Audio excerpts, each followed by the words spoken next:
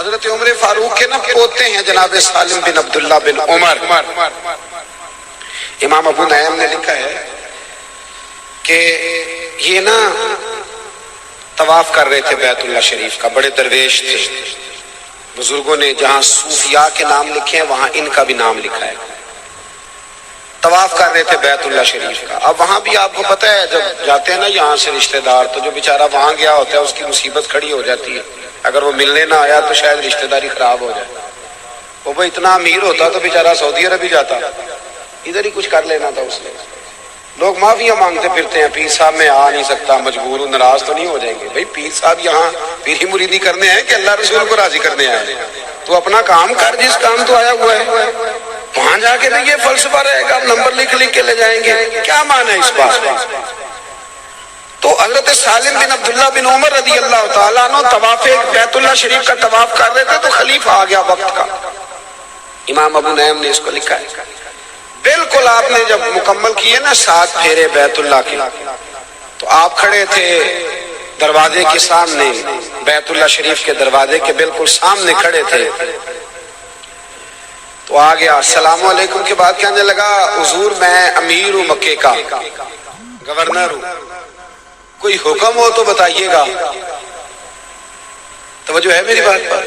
یہی کہتے ہیں نا کہ سیاستدان رئیس وڈیرے، کوئی حکم ہو تو بتائیے گا. تو حضرت سالم بن، اس کا بھی پہلی دفعہ کسی درویش سے پالا پڑا. آپ فرمانے لگے یار کس نے تجھے امیر بنا دیا مکے کا؟ تو بڑا ہی بیوقوف آدمی ہے، بڑا بیوقوف ہے، کس نے تجھے گورنر لگا دیا؟ وہ کانپنے لگا. حضور کیا ہوا؟ فرمانے لگے تو بڑا بیوقوف ہے، کیا بات کر رہا ہے؟ یعنی اللہ کے گھر میں آ کے اور بیت اللہ کے سامنے کھڑے ہو کے بھی میں دنیا داروں سے مانگوں، یہاں آ کے بھی دنیا داروں سے مانگوں؟ شعر سننا، کسی شاعر نے شعر لکھا ہے، اس نے کمال کر دیا.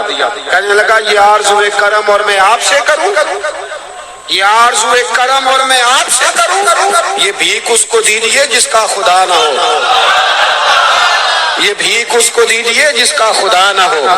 میں یہ کیا بات ہے، یہاں آ کے بیت اللہ کے سامنے کھڑے ہو کے بھی میرا ابھی ذہن بنے گا کہ وہ مجھے دے جائے 2-4 ہزار، چل دوڑ جا.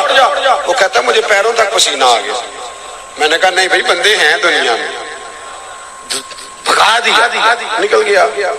اب وہ نا جب حضرت طواف کر رہے تھے تو وہ باہر جا کے، اور یہ یاد رکھ لیں دنیا کو آپ جتنا بھگائیں گے اتنی آپ کے پیچھے آئے گا، یہ اصول ہے. اور جتنا آپ اس کے پیچھے بھاگیں گے یہ آگے دوڑے گا. آپ نے اس کو کہا دوڑ جا، وہ نکل گیا. اب باہر جا کے نا مسجد الحرام سے باہر، جس طرح آج کل لوگ باب عبدالعزیز سے یا باب فہد سے باہر نکل کے کھڑے ہوتے، وہاں جا کے کھڑا ہو گیا. اور کھڑا ہو کے نا وہاں انتظار کرنے لگا. حضرت سالم بن عبداللہ فارغ ہو کے باہر آئے تو کہنے لگا حضور ایک گزارش کر لوں. فرمایا کرو. کہنے لگا جی وہاں تو بیت اللہ سامنے تھا، اب تو سامنے نہیں ہے، چلے ابھی کوئی حکم کر دے. تو آپ فرمانے لگے چل پھر بتا تجھ سے دین مانگوں کہ دنیا مانگوں؟ کر بات، کیا مانگوں؟ کہنے لگا جی دین تو آپ کے پاس ہے، میں تو دنیا دار ہوں. تو حضرت مسکرائے، فرمانے لگے جا دوڑ جا پھر اپنا کام کر. دنیا تو میں نے اس سے کبھی نہیں مانگی جس نے دنیا بنائی ہے، میں نے تو اس سے کبھی نہیں مانگی کہ یا اللہ دنیا دے، میں تو اس سے بھی دین ہی مانگتا رہتا ہوں، اس کا فضل ہی مانگتا رہتا ہوں، اور تو مجھے دون دی خودداری پیدا کر. نوجوانوں کو بڑی ضرورت ہے عزت نفس کی، بڑی ضرورت. رکشا چلا کے پڑھائی کر لو، قرضہ اٹھا کے نہ کرنا. رکشا چلانے میں عزت ہے، قرضہ اٹھانے میں رسوائی ہے. ہاں کوئی پیشہ دنیا میں برا نہیں، ایک ہی برا ہے، وہ ہے ہاتھ پھیلا کے مانگنا. اس سے بچ جاؤ. یہ قرضے، یعنی اماں کو کہہ رہے ہو کہ اماں کسی سے پیسے پکڑ دے، میں نے داخلہ جمع کرانا ہے، اتنا تیرا قد ہے، جا کے 3 مہینے کی چھٹیاں مزدوری کر، کام ڈیوٹی کا، اور پھر اس سے پڑھائی کا. یہ کیا بات ہوئی کہ آپ، اور پھر جوان ہونے کے بعد وہ ابا جی کو تانا دے رہا، کہتے ہیں بھائی تو کچھ کمایا نہیں، تو چل پتر تو بڑا ہو گیا، تو کما لینا، پتہ چلے کہ تو کیا کرتا ہے.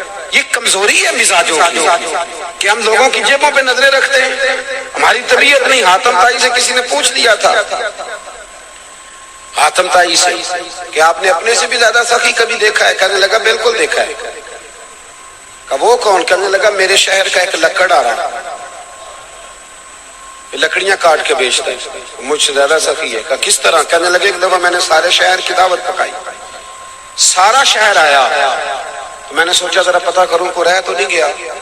میں چہرے پہ نقاب ڈال کے گیا، جا کے میں نے دیکھا کہ ساری دنیا آ گئی، وہ لکڑ آ رہا، لکڑیاں کاٹ رہا ہے۔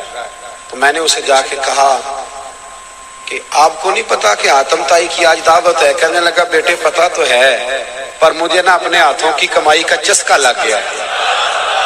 ایک کسی کے دسترخوان پہ نا مجھے مزہ کوئی نہیں آتا، ہاتھوں کی کمائی کا چسکا۔ میں نے اپنے ابا جی سے ایک دن پوچھا بھائی تو انہیں پسند کی؟ کہنے پتر جو بھوک لگی ہوئے سارا کچھ ہی پسند ہے، تو نہ لگی ہوئے تو پھر ولیمے پہ جائیں نا، وہ بندہ نخرے کرتا رہتا ہے، یہ کیا بنا لیا، یہ کیا۔ بھوک لگی ہو، یہ تجربہ کریں آپ، بھوک لگی ہو تو اچار کے ساتھ جو کھانا مزہ دیتا ہے نا دوپہر کا، کیا بات ہے اس کا، وہ تو دہی کے ساتھ بھی انسان پورا سیر ہو جاتا ہے اور کہتا ہے بڑا مزہ آیا جی۔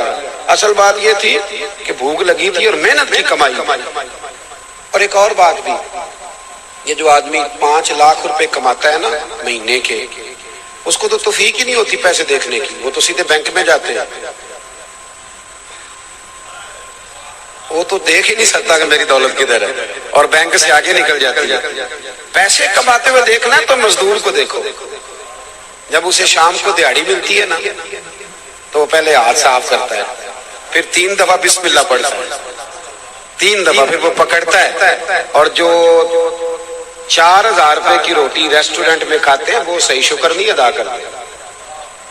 شکر تو وہ ادا کرتا ہے جو صبح پونے میں 2 روٹیاں باندھ کے لاتا ہے، اور دوپہر کے وقت تک نا وہ 4 پونا روٹیاں ایک برابر ہی ہو جاتا ہے سارا کچھ، اور پھر وہ جب کھولتا ہے اللہ اکبر، اور پانی کا پیالہ پاس رکھتا ہے، اور پھر وہ 2 روٹیاں خشک کھا کے اچار کے ساتھ وہ جب آسمان کی طرف ہاتھ باندھتا ہے نا، اگرچہ رب کریم تو ہر طرف ہی ہے، وہ جب کہتے ہیں نا یا اللہ تیرا شکر ہے، تو پتہ چلتا ہے کہ شکر اس کا نام ہے، اس کا نام شکریہ ہے۔ تو مزیدار زندگی گزارو، مزیدار، یہ مزیدار زندگی ہے مزدوری کر کے کھانا، یہ لطف والی زندگی ہے، اپنے پیسوں سے جینا، یہ لطف والی زندگی ہے، اپنے اخراجات کے اندر قائم رہنا۔ باتیں چونکہ زیادہ کر نہیں سکتا، سمیٹنا چاہ رہا ہوں۔ حاتم تائی کہتے ہیں کہ وہ کہنے لگا مجھے اپنے ہاتھوں کی کمائی کا چسکا لگ گیا، تو فرماتے ہیں کہ میں بڑا متاثر ہوا، واپس آنے لگا تو اس لکڑہارے نے مجھے آواز دی، کہنے لگا بیٹا دعوت پہ جا رہے ہو تم بھی؟ میں نے کہا میں بھی دعوت پہ جا رہا ہوں۔ تو کہتے ہیں اس نے نا مجھے بلایا، اور جب میں قریب آیا تو اس نے 5 آنے مجھے دیے، 5 دینار دیے، کہنے لگا یہ لے جاؤ، حاتم تائی کو نہ دینا، وہاں جو لانگری لنگر پکا رہا ہو نا اسے دینا، بڑے بڑے اچھے لوگ روٹی کھانے آئیں گے، چلو میرا بھی حصہ پڑ جائے گا، یہ لے جاؤ ذرا نا، تو وہاں شامل کر دینا۔ فرماتے ہیں میں نے چہرے سے نقاب اٹھایا اور میں نے بابے کو سینے سے لگایا، میں نے کہا بابا میں امیر ہو کے سخی ہوں، پر تو غریب ہو کے بڑا سخی، مالاں والے سخی نہیں ہوندے تے سخیاں کول مال نہیں ہوندا، ایتھے اوتھے دوویں جہان نہیں، سخی کنگال نہیں۔